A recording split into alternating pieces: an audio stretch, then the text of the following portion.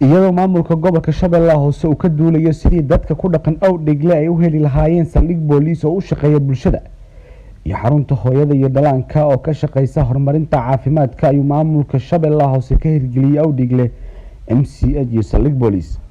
ciidanka booliiska Awdheegle ku sugan ayaa hadda kadib si buuxda ugu shaqeynaya saldhigga.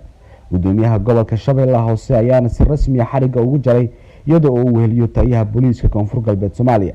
gudoomiyaha degmada Awdheegle iyo taliyaha ciidanka xoogga dalka Soomaaliyeed ee ku sugan magaaladaas ayaa sheegay in xarumahan xariga laga jaray ee bulshada ka faa'iideysan doonaan. maanta waxaa farxad weyn ii ah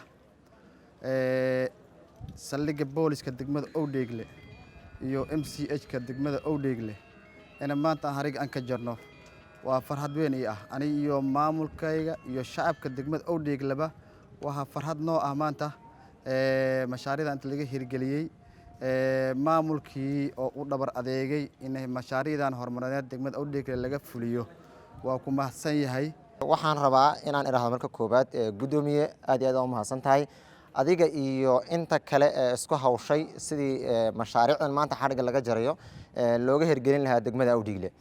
degmada Awdheegle waxay xarun u ahayd muddo dheer run ahaantii nimankii cadawga halkan iyada laga xoreeyay kuwaas oo shacabka Soomaaliyeed degmada tan ku sugnaa run ahaantii dhibaato iyo hagardaamo badan ku hayay. anagoo taas iyada ka dhiidhinayna ayaa run ahaantii ay qasab noqotay in adeegyadii bulshada ee shacabka ku nool degmada Awdheegle ay u baahanayeen dib loo hirgeliyo. taliyaha booliiska Koonfur Galbeed Soomaaliya Cabdi Ibraahim Shaamow ayaa gudoomiyaha gobolka Shabeellaha Hoose ugu mahadceliyay hirgelinta saldhigga isagoo sheegay in ciidanka booliiska Soomaaliyeed ay si rasmi ah ugu howlgalayaan imika wixii ka dambeeya. ciidanka booliiska waa jooga taliyay saldhigga ay taagan laakiin tirada la rabay ma aha ma gaarsin waxaan ballan qaadaynaa maalmaha ama asbuucyadan gudahooda ciidan booliis ah lagu diirsan inaan keenno.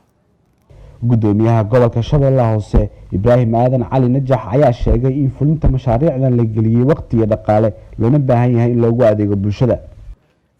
waxaan aad iyo aad runtii ugu faraxsanahay in markii ugu horeysay halkaan aan dhagax dhigaynay magaaladan ay ahayd magaalo runtii geedo waaweyn ay ku yaalaan oo bilicda maanta ka muuqataan aan lahayn.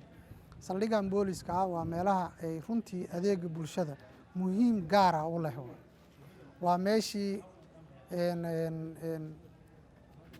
ciidanka booliiska Soomaaliyeed ay ugu adeegi lahaayeen shacabka ku nool reer Awdheegle.